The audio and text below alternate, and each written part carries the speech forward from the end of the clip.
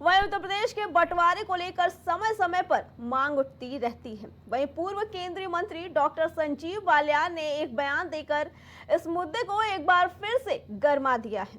बालियान ने मंच से फिर पश्चिमी उत्तर प्रदेश और अलग राज्य बनाने की खुलकर मांग की है। संजीव बालियान ने कहा कि विकास के लिए प्रदेश का बंटवारा जरूरी है। ऐसा होता है तो पश्चिमी उत्तर प्रदेश के किसानों को सबसे ज्यादा फायदा होगा। कल उन्होंने पश्चिमी उत्तर प्रदेश निर्माण संयुक्त मोर्चा के सेमिनार में उन्होंने ये बात कही। पूर्व केंद्रीय मंत्री ने कहा कि वक्त के हिसाब से छोटे राज्य जरूरत हैं। बता दें कि कल संजीव बालियान ने खुले मंच से सभी को ये जताया कि उत्तर प्रदेश का अब बंटवारा हो जाना चाहिए। यूपी के बंटवारे को लेकर एक बार फिर से मांग उठती नजर आ रही है। पूर्व केंद्रीय मंत्री डॉक्टर संजीव बालियान ने पश्चिमी यूपी को अलग प्रदेश बनाने की मांग की है।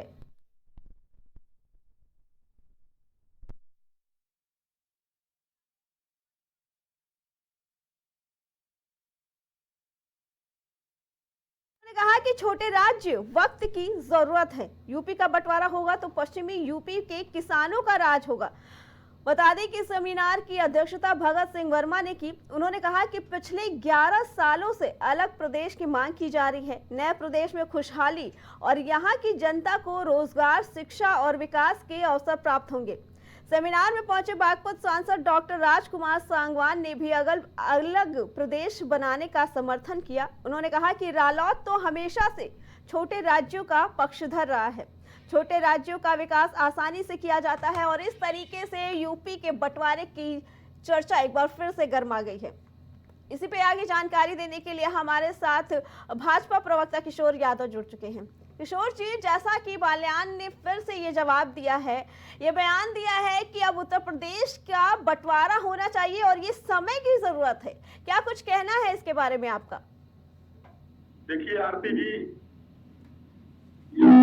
जी, माननीय प्रधानमंत्री और भारतीय जनता पार्टी की कोर कमेटी की है जी, इसमें हम as a Bharatiya Janata party के प्रवक्ता जी, कोई ऑथेंटिक हम बयान इसमें नहीं दे सकते, क्योंकि पार्टी द्वारा जो भी बयान दिए जाएंगे जी, उसकी सूचना हम लोग को आती है और उस हिसाब से हम लोग एज ए प्रवक्ता बयान देते हैं।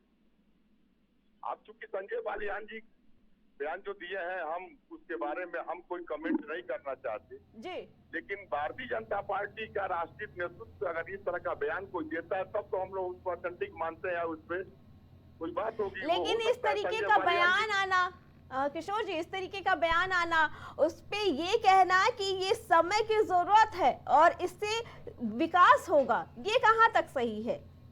नहीं, जो है यह बता रहा है कि उनकी एक राय है, न कि वो भारतीय जनता पार्टी का कोई अधिकृत बयान है। ये उसका बयान जो है माननीय हमारे बालियान जी का, जी, उन्होंने ये कहा है कि मतलब इससे क्षेत्र का विकास होगा, कई भागों में बटेगा।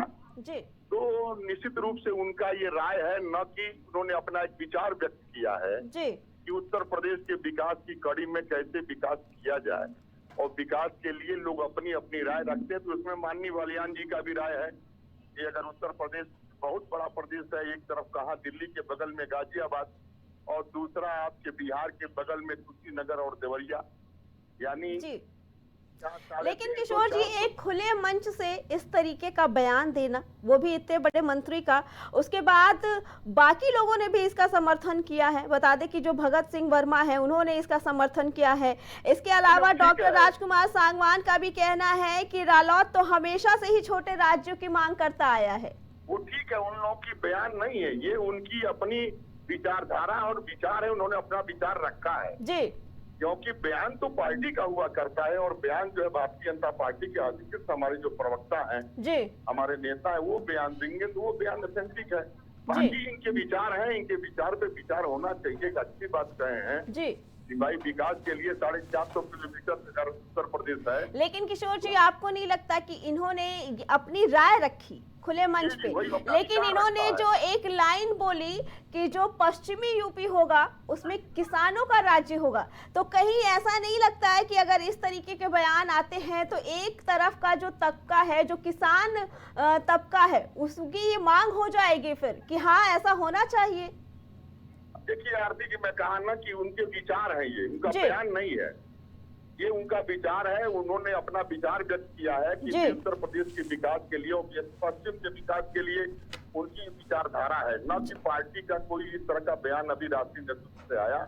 जी। और ये अधिकार तो हमारे केंद्र सरकार को है ना, किसी भी राज्य के बंटवारे का अधिकार केंद्र सरकार को है, और केंद्र सरकार का कोई अधिकृत अभी नेता का या उनके प्रवक्ता का कोई इस तरह का बयान नहीं है। जी जी किशोर जी, आपका बहुत बहुत धन्यवाद।